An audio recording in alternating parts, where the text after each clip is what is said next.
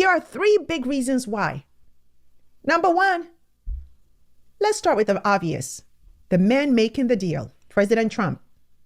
This is a man who has made an empire out of doing deals that benefit himself first, foremost, and always.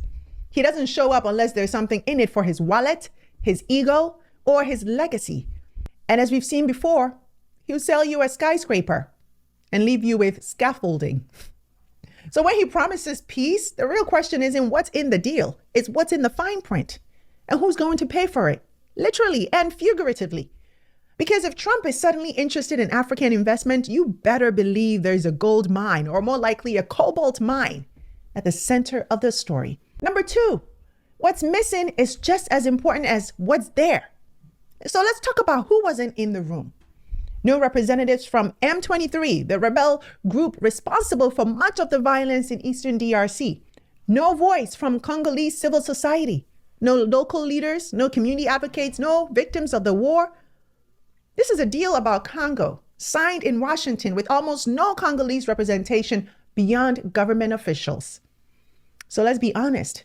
This isn't a peace deal in the traditional sense. This is a stability for access agreement.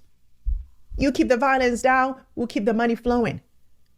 But peace that's bought can easily be sold, can it? And if history is any guide here, extractive deals made without the people in mind just never end well for anyone. And number three, China's shadow looms large. And here's what's not being said loudly enough. Because China already dominates the DRC's mining sector. Over the last 2 decades, Chinese firms have entrenched themselves in nearly every major mine in the region, offering loans, building infrastructure, and locking in access to critical minerals. So now the US is trying to wedge itself in with Trump leading the charge. This deal isn't just about Rwanda and the DRC. It's about Washington versus Beijing, playing out in the mines of Eastern Congo.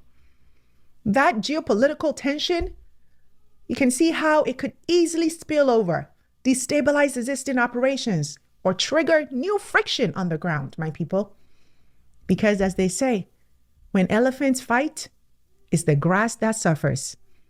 And in this case, the Congolese people are the grass. So yes, this deal is historic. Yes, it has the potential to change lives, but it also raises massive red flags. And unless these 3 issues are addressed, we may look back at this moment, not as the start of peace, but as the beginning of a new kind of exploitation